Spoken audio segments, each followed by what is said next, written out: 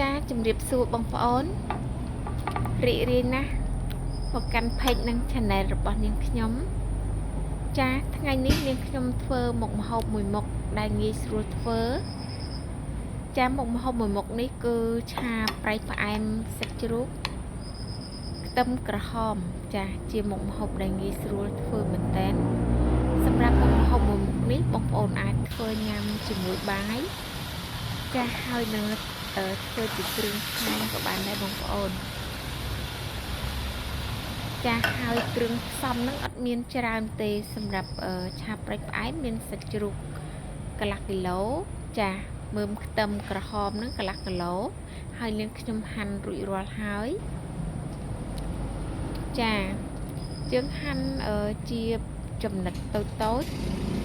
ចាសម្រាប់ខ្ទឹមក្រហមបកសវឲ្យបានស្អាតហើយមានដើមខ្ទឹម4-5 ដើមដែរចាសាច់ជ្រូកនេះនាងខ្ញុំហាន់រួចរាល់ហើយខ្ទឹមបករួចរាល់ចាសម្រាប់ខ្ទឹមក្រហមគឺនាងខ្ញុំយកទៅកាត់ជាដុំតូចសម្រាប់បងប្អូនចូលចិត្តហាន់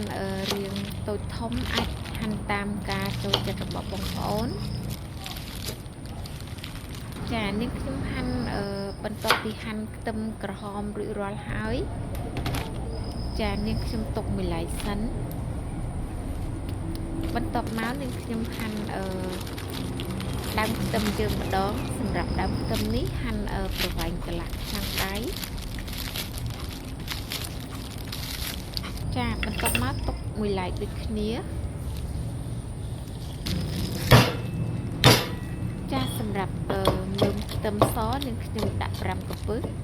ចាដំទូហើយហាន់ជាចាយើងចិញ្ច្រាំឲ្យបានល្អិត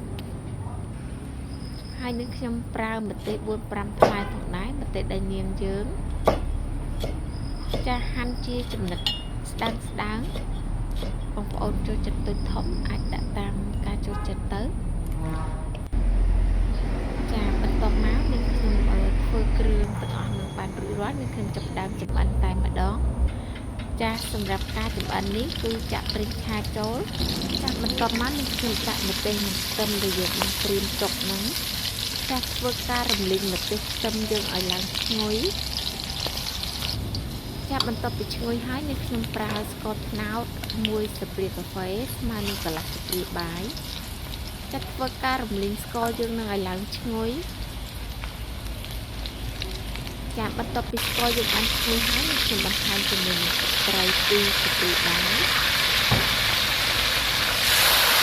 ចាយើងហើយទឹកបាយហើយបន្ទាប់មកនាងខ្ញុំធ្វើការរំលីងចាគ្រឿងបានឈ្ងុយនាងខ្ញុំដាក់ប្រេងខ្យងចូលសម្រាប់ប្រេងខ្យងនាងខ្ញុំប្រើ1ស្លាបព្រាបាយចាធ្វើការរំលីងគ្រឿងទាំងអស់ឲ្យចូលគ្នា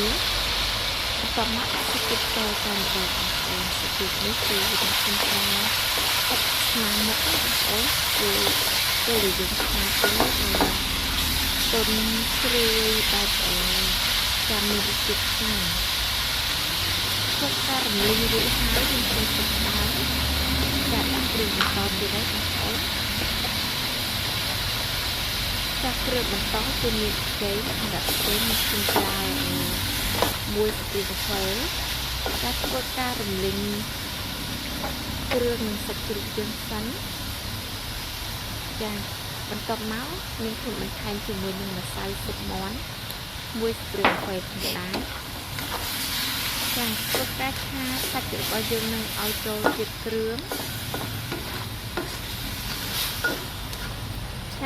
ឆាឡើងរួចរាល់ហើយបងប្អូននឹងខ្ញុំចាប់ផ្ដើមរងាស់សាច់ឲ្យបានឆ្អិនបន្ទាប់មកខ្ញុំបន្ថែមជាមួយនឹងបន្លែរបស់យើងតែម្ដងចាបន្លែនេះគឺខ្ទឹមមើមខ្ទឹមក្រហមនឹងតែម្ដងចា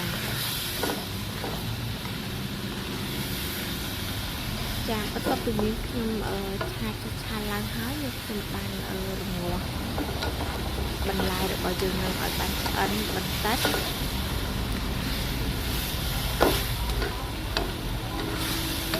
ចាហើយនេះខ្ញុំចាប់ផ្ដើមបន្ថែមជាមួយនឹងស្លឹកខ្ទឹមដែលយើងហាន់ប្រវែង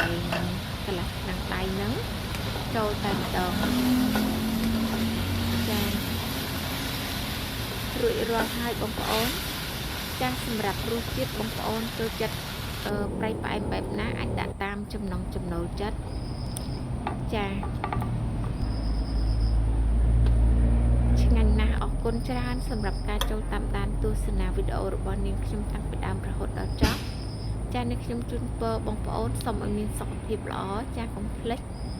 ចាជួយ like ជួយ share ជួយចុចសញ្ញាកណ្ដឹងឬសញ្ញា subscribe ជូននាងខ្ញុំផងដើម្បីទទួលបាននូវវីដេអូថ្មីៗ